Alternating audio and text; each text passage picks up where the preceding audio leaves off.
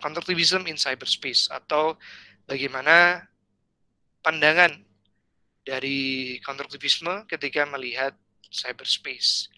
Tentu kita bisa melihat yang pertama adalah dari sudut pandang HI-nya dulu. Apa sih HI menurut konstruktivisme menurut HI? Nah, awal mulanya kita bisa melihat memang punya pengaruh kuat hadir konstruktivisme ketika selepas perang dingin atau post Cold War 90 ke sana begitu ya.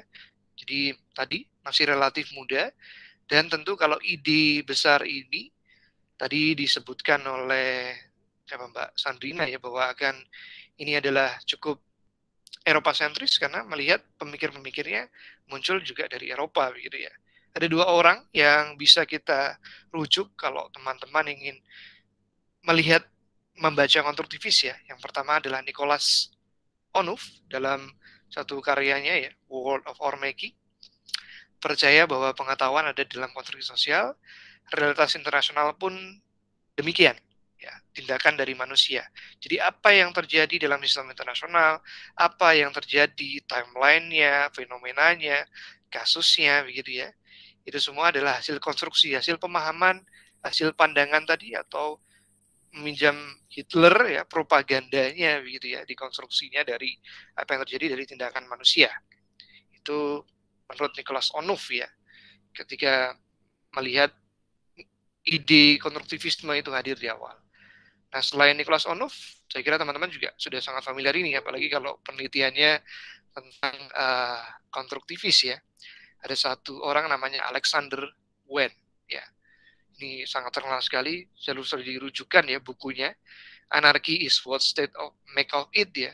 Teman-teman ingin melihat konstruktivisme, menjelaskannya melalui perspektif identitas. Jadi tidak hanya pada bentuk komunikasi yang terlihat, interaksi fisik, berbicara satu sama dengan lain, tapi juga pada wacana sosial tadi ya.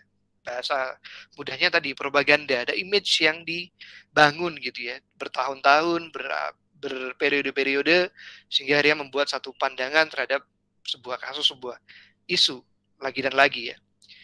Jadi anarki itu terjadi seperti apa? Karena ada satu bangunan wacana yang dibangun sedemikian rupa ya, sehingga akhirnya kita percaya bahwa dunia ini itu sangat anarki, apalagi sistem internasional itu sangat anarki, karena negara-negara aktor HI yang paling dominan itu pengennya perang gitu ya.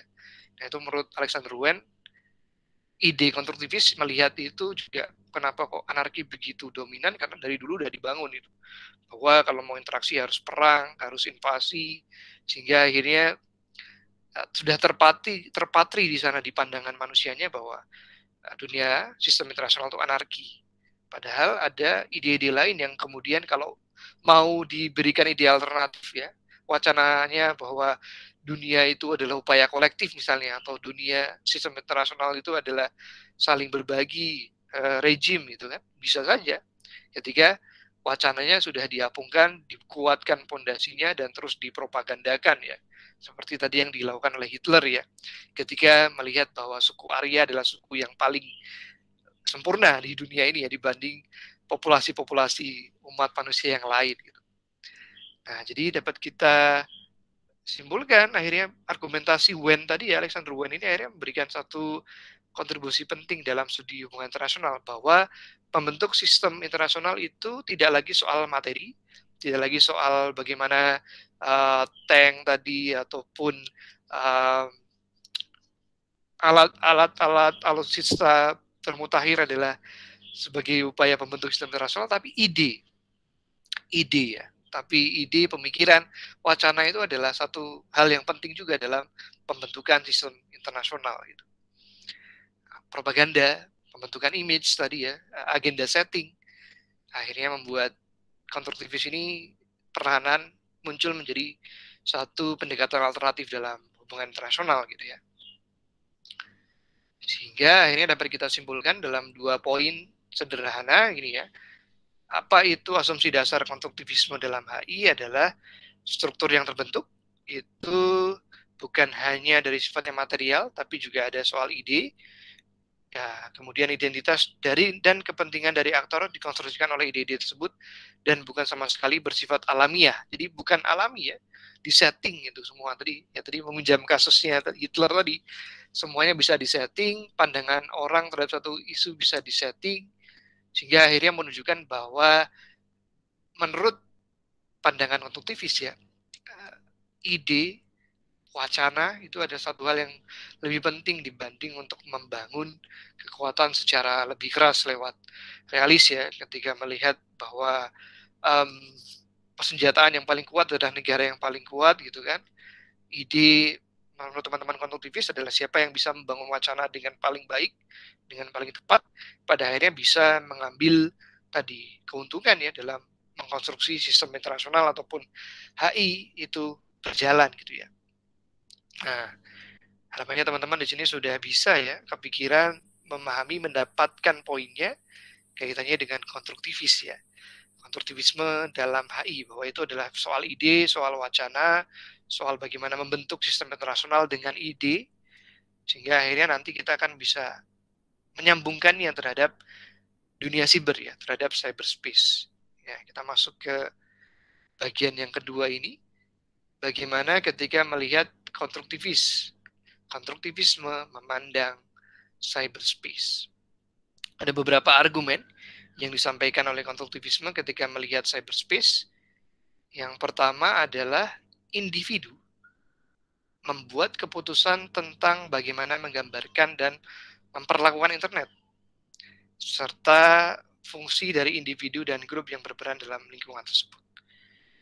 Ini penjelasannya adalah individu, atau kalau di bahasa teknologinya user ya, itu tuh punya kesempatan untuk membuat atau mengartikan internet gitu ya. Dunia siber itu digunakan untuk hal yang positif atau hal yang negatif. Gampangnya gitu. Jadi user itu bisa atau punya dua kesempatan, punya dua kemungkinan ketika menggunakan internet, apakah mau dipakai dengan hal yang sifatnya positif atau hal yang dipakai sebaliknya negatif gitu. Itu tadi ya, karena lagi-lagi melihat bahwa internet itu ya material menurut teman-teman konstruktivis ya. Internet itu material, piranti, alat, keputusan berguna atau tidak bergunanya balik ke usernya gitu.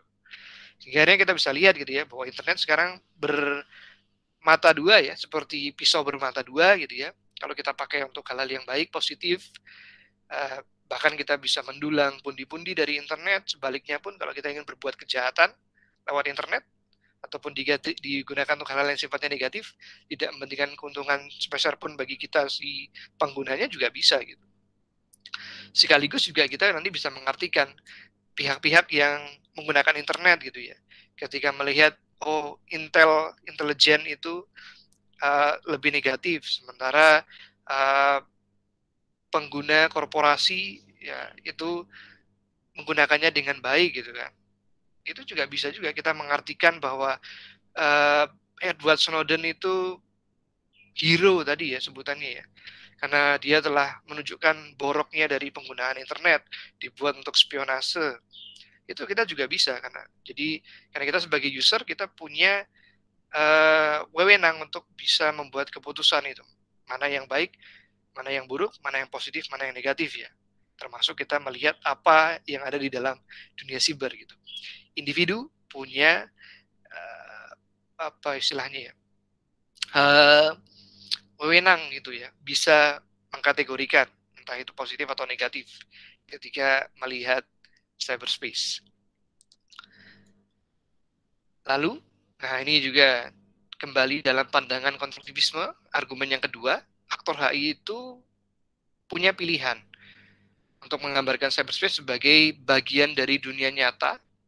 Jadi tidak ada perbedaan ya, entah itu pengaturan, tata kelola, ataupun sebaliknya bisa juga dibuat dunia yang terpisah gitu. Jadi nggak bisa dong disamakan antara dunia nyata dan dunia maya begitu. Dunia nyata peraturan seperti ini, peraturan di dunia nyata harus disesuaikan dong. Itu juga bisa dilakukan gitu.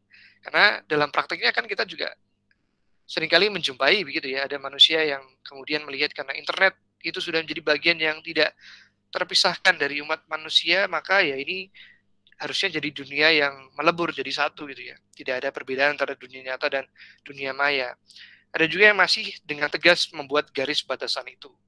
Dunia nyata dan dunia maya adalah dua hal yang berbeda gitu. Ataupun sebaliknya yang kedua ini, pandangan dari konstruktivisme juga melihat menggambarkan bahwa dunia siber ini adalah tempat yang penuh dengan kerjasama atau sebagai tempat yang penuh dengan permusuhan. Jadi konstruktivisme ini sebagai yang ada di tengah-tengah ya, di antara perdebatan realis dan liberalis mengenai cyberspace gitu. Realis dengan tegas melihat bahwa ini adalah medan perang baru, battlefield baru, the new battlefield. Kalau liberalis melihatnya sebagai bentuk upaya kolektif tadi ya, sudah kita gambarkan. Nah, konstruktivis melihat itu bahwa sebenarnya ada peran ide, ada peran wacana di sana untuk menggambarkannya sebagai tempat yang penuh dengan kerjasama atau sebagai tempat yang penuh dengan permusuhan. Jadi sehingga akhirnya juga kembali konstruktivisme melihatnya juga karena tadi ada dunia nyata, dunia maya, ada yang anggapnya jadi satu, ada yang anggapnya dua wilayah yang berbeda. Pada akhirnya juga ada dampaknya terhadap wilayah internasional. Wilayah internasional bisa dikonstruksi dengan cyberspace, itu tidak ada batasannya sekarang. Borderless ya bahasanya.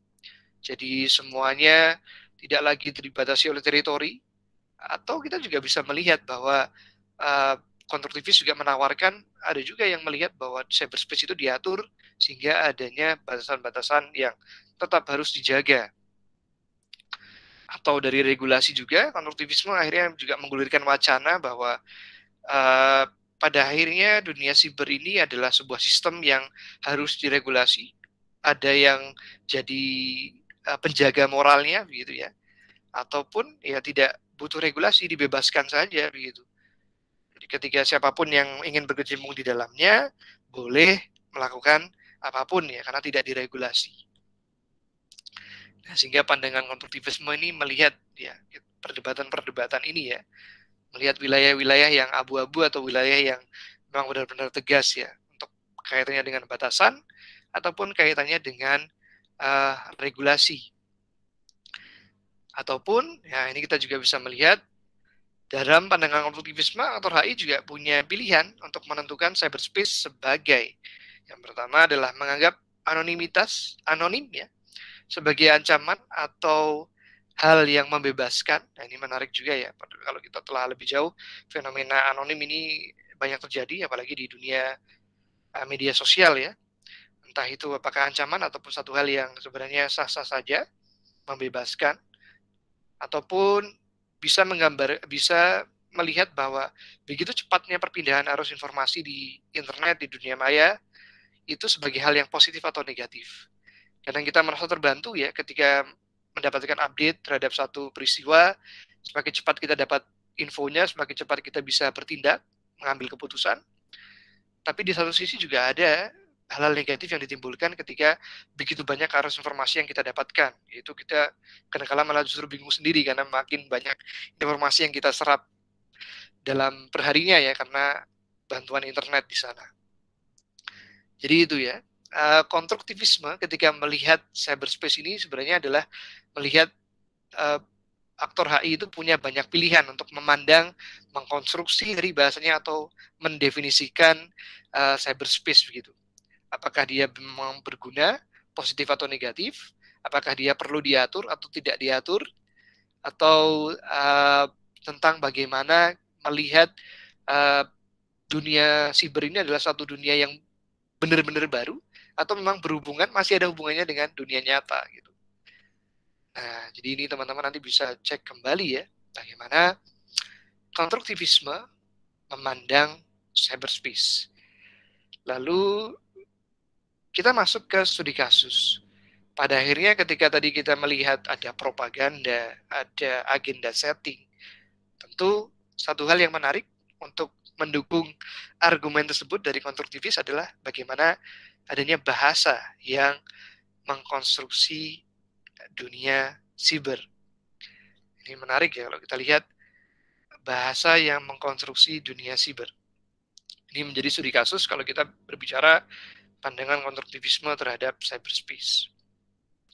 Jadi aktor HI, terutama negara ataupun individu, membangun sistem internasional mengenai penggunaan berbagai alat, termasuk bahasa. Di bagaimana upaya menerapkan bahasa, termasuk dengan kata-kata atau metafora, ketika berbicara tentang satu subjek dengan demikian, mempengaruhi cara berpikir tadi ya, cara berpikir, cara terima kita, cara pandang kita terhadap sebuah subjek atau terhadap sebuah isu. Bagaimana melihatnya gitu ya. Dan akhirnya tadi ya, karena konstruktivisme memberikan satu pilihan kepada aktor HI untuk melabelkan sesuatu ya, entah itu positif atau negatif, entah itu dunia siber itu masih berhubungan dengan dunia nyata atau sebaliknya, pada akhirnya juga ada labeling gitu ya, kata-kata atau label juga dapat digunakan untuk aktor HI, negara ataupun kelompok, apakah aktor HI itu dapat legitimasi, dapat pengakuan atau tidak dalam dunia HI gitu. Nah, itu tadi ya, banyak sekali studi kasusnya kejadian di dunia politik internasional ya, yang terjadi karena pelabelan hanya dari kata-kata begitu ya. Jadi negara itu atau kelompok tersebut akhirnya dapat pengakuan, dapat wewenang, dapat legitimasi dalam dunia HI. Itu bisa terjadi karena adanya kata, pandangan, metafor tadi yang dikonstruksi secara terus-menerus. Gitu. Contohnya apa? Nah, coba kita lihat di sini gitu kan. Di sini dalam dunia internet ataupun cyberspace itu ada beberapa istilah yang teman-teman bisa cermati begitu ya. Nah, setelah teman-teman lihat, teman-teman dengar ini kan, coba teman-teman renungkan gitu. Apakah setiap kata ini dekat dengan makna positif atau justru dengan makna negatif? Ada cyber 911, 9/11, information superhighway, cyber Pearl Harbor, cyber Armageddon, kemudian ada computer virus di sana. Ini silakan coba teman-teman cermati dulu ya.